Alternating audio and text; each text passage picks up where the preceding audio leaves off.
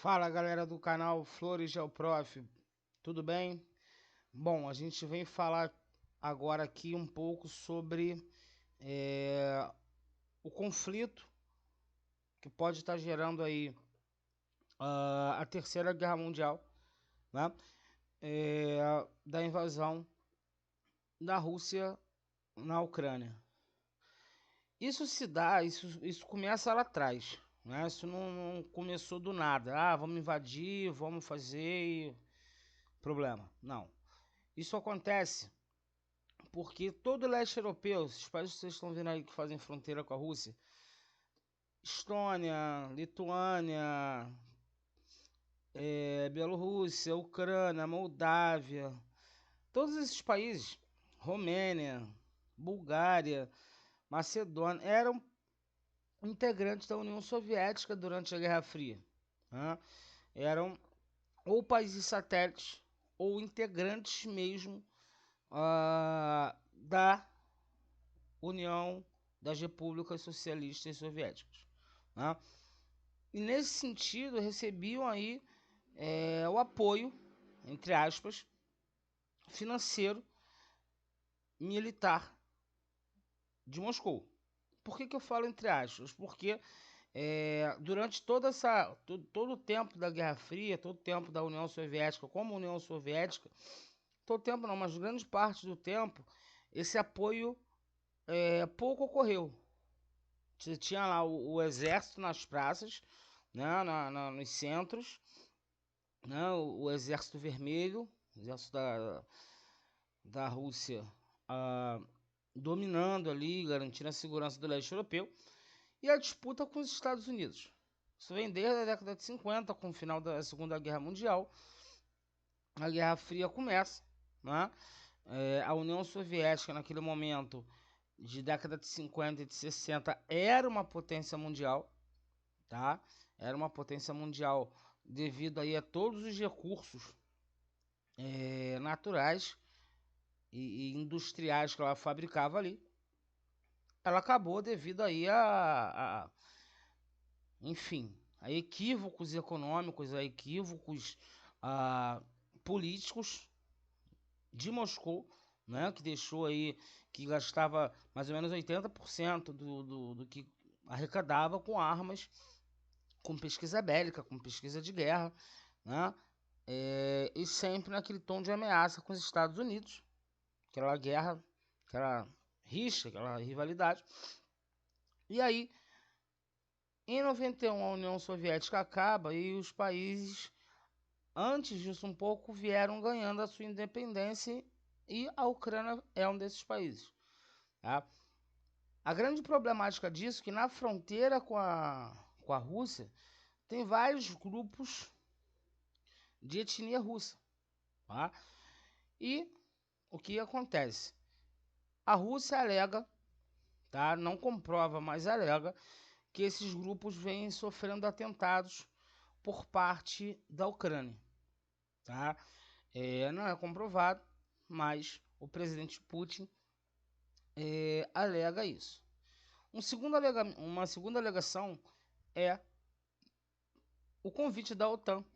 O convite é a insistência da OTAN e as negociações por isso, pela entrada da Ucrânia na OTAN. OTAN, te lembra, que é o Tratado do Atlântico Norte, um exército mundial, liderado pelos Estados Unidos, pelo Ocidente, pela Europa Ocidental, né?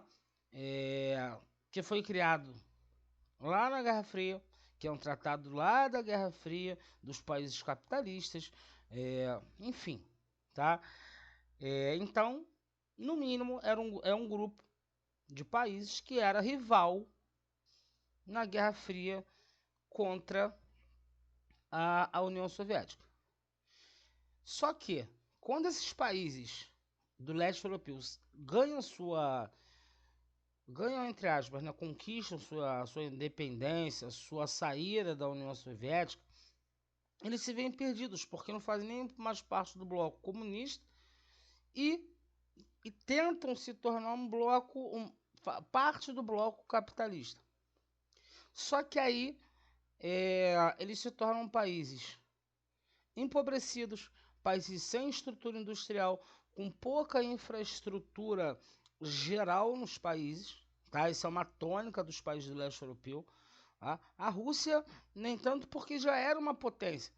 Já desde o Império, né, da época do Império, antes da tomada do grupo comunista, já era uma potência mundial. Então, para ela perdeu influência, só a grande parte da sua influência no leste europeu. Tá? Mas ela continua tendo. Ela não perdeu tudo, ela não deixou de ser uma liderança, ela não deixou de ser uma referência econômica. Tá? O que acabou foi a dependência total. Só isso. Então, o que acontece? Foi criado um grupo chamado SEI, Comunidade dos Estados Independentes, né? Com esses países do leste europeu, e botaram a Rússia porque não tinha outro jeito, é uma referência econômica, política, enfim, mas cada um cada um no seu quadrado, vamos dizer assim. Só que a Rússia, ela funciona como aquele país falido, como aquele cara falido que ainda pensa como rico, né? Não é bem um caso, não é bem um país falido, mas perdeu muito em termos econômicos, com a Guerra Fria, com a perda da influência total sobre os países do leste europeu, né? E ela teme perder mais influência agora com a OTAN, fechando acordo com países do leste europeu. Né? Então, assim, ela teme perder, não o controle ela já não tem, mas o pouco de influência que ela tem ainda sobre esses países, ela tem esse receio de perder. Então, ela sabia que na conversa isso não ia acontecer. Falar, não vai não, tal. Isso não ia acontecer. A Ucrânia ia acabar se voltando para a OTAN. Até porque é interessante para os países, não só para a Ucrânia, tá?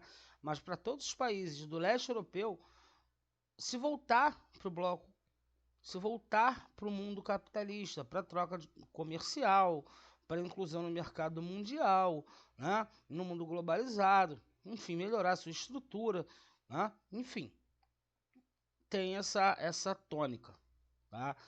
E essa tentativa do avanço da OTAN aos países do leste europeu também é interessante para os países capitalistas. Estados Unidos, Europa Ocidental, como a Alemanha, França, Inglaterra, devido aos recursos naturais que tem ali. Então, é interessante que o desenrolo entre eles seja maior, seja melhor, vamos dizer assim, tá?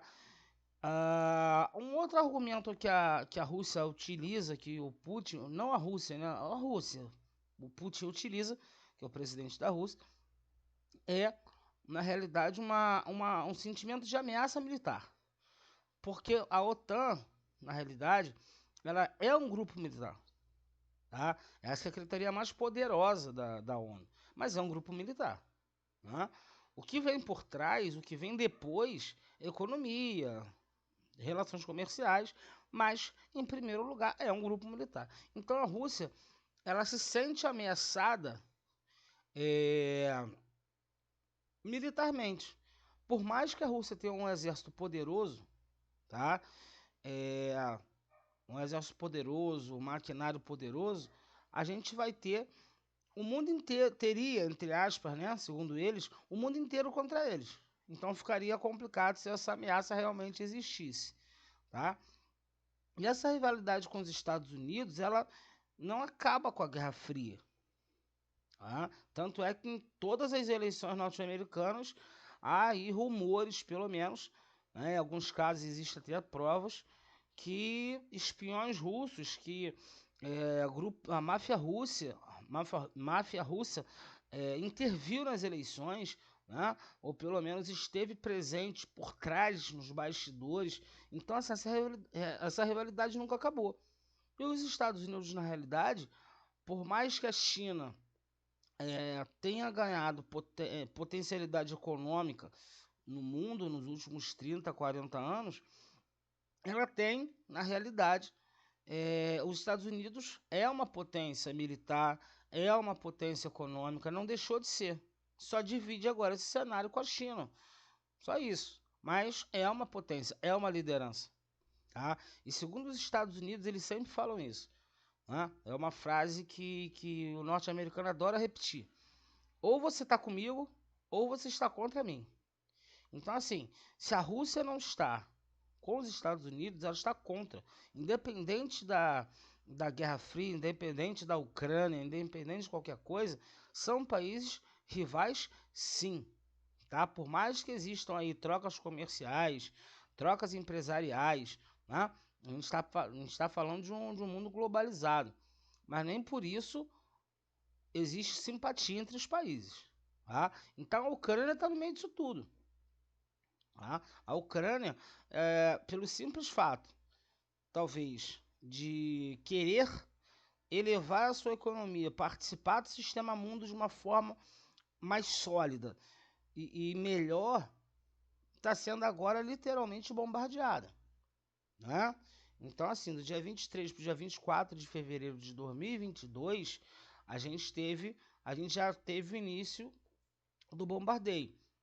A gente não sabe onde isso vai parar, né? Isso vale até para um próximo episódio, para um próximo vídeo, daqui a alguns dias, mas a gente não sabe se isso vai se transformar numa guerra mundial, tá? Aí tu fala assim, tá, então por que a OTAN não se mete? Porque a Ucrânia ainda não é parte da OTAN. A OTAN só poderia intervir, se meter, se a Ucrânia fosse parte. Que aí tem o 5º artigo da lei da OTAN, né, das regras da OTAN, que se qualquer um integrante for atacado, os outros países da OTAN atacariam esse país, atacariam o país que estava realizando os ataques. Então a OTAN, a primeiro momento, ela vai participar verbalmente, tentando sanções econômicas, né? O G7, o G20 são grupos das principais economias, já estão fazendo esse bombardeio, entre aspas, de sanções econômicas pesadíssimo, como nunca se viu, né? Como há muito tempo não se vê, aliás, melhorando, né, a tônica.